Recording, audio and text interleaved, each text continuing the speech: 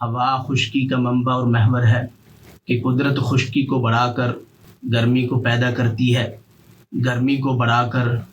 تری کو پیدا کرتی ہے، تری کو بڑھا کر سردی کو پیدا کرتی ہے، سردی کو بڑھا کر پھر خشکی کو پیدا کرتی ہے۔ یہ نظام قدرت ہے، نظام فطرت ہے کہ جس کو سمجھنے کے لیے اللہ نے ہر انسان کو عقل اور شعور عطا فرمایا ہے، اور حکمت اور طب چونکہ عقل سے تعلق رکھتی ہے، اور اللہ تعالیٰ نے بھی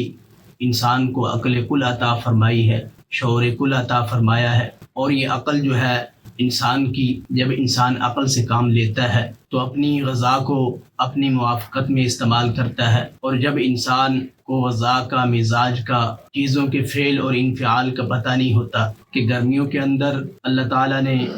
وہ سبزیاں دی ہیں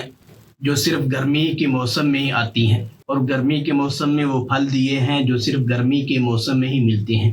لیکن قدرت نے جو نظام بنایا ہے وہ موسم کی اور مزاج کی اور طبیعت کی کو دیکھ کر اس نے گرمی کے اندر گرمی کی غذا بنائی ہے، سردی کے اندر سردی کی غذا بنائی ہے۔ اور یہ مزاج جو ہے، ایک تو یہ بندے کی علامات ظاہر ہوں گی، اس سے یا تو بندے کی منہ کا ذائقہ کبھی کڑوا، کبھی پھیکا، کبھی نمکین، کبھی چرپرا، کبھی ترش، یہ جو ذائقے اللہ نے بنائے ہیں، اس میں آپ دیکھیں جو پھیکا ذائقہ ہے وہ تری سردی کا منبع ہے۔ یعنی پھیکے ذائقے کے اندر آپ کو جتنے پھل ملیں گے، جتنی سبزیاں ملیں گی، جتنی بھی غذا ملے گی جو ہم کھاتے ہیں،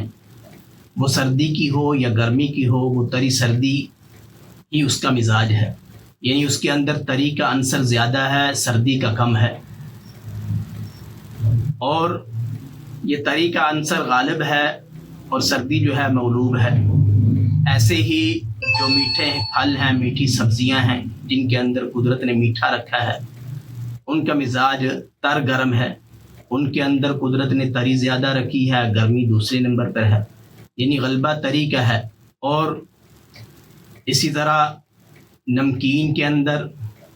جو نمکین پھل ہیں، نمکین سبزیاں ہیں یا نمکین غذا ہے انسان کی، وہ گرم تر ہے، یعنی اس کا مزاج جو ہے، اس کی طبیعت جو ہے، اس کا فعل جو ہے وہ گرم ہے اور انفعال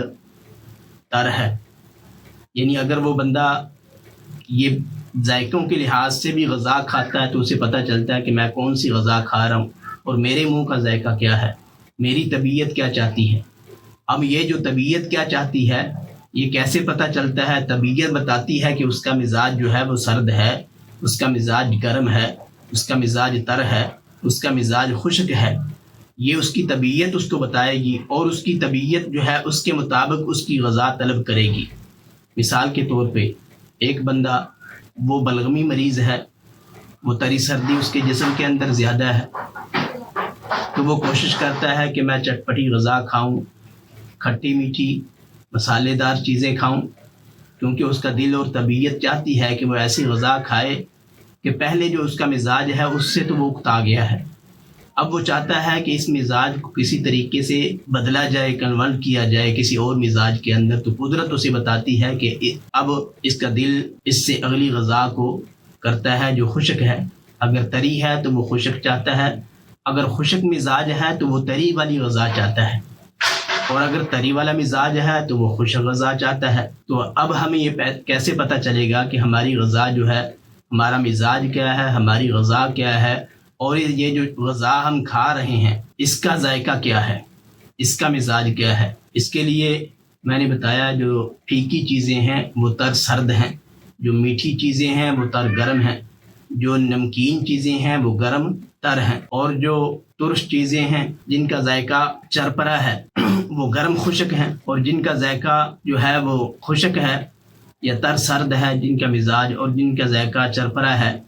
ان کا مزاج خشک سرد ہوگا، اور جو کڑوی ہیں ان کا مزاج خشک گرم ہوگا۔ تو یہ ذائقے کے لحاظ سے ہمیں یہ چیزیں پتہ چل رہی ہیں کہ جو ہم غذا کھا رہے ہیں ہمارے لیے وہ موافقت رکھتی ہے یا مخالف ہے، ہمارے لیے وہ اچھی ہے یا ٹھیک نہیں ہے،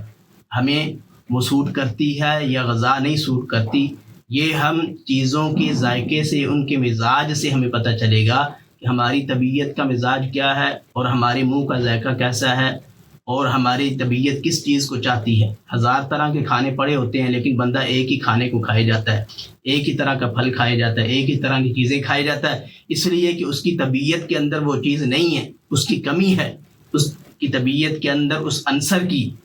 عنصر کی کمی ہے کہ جو وہ غذا کھا رہا ہے اس کے اندر وہ چاہے خشکی والی غذا ہو، چاہے گرمی والی غذا ہو، چاہے تری والی ہو۔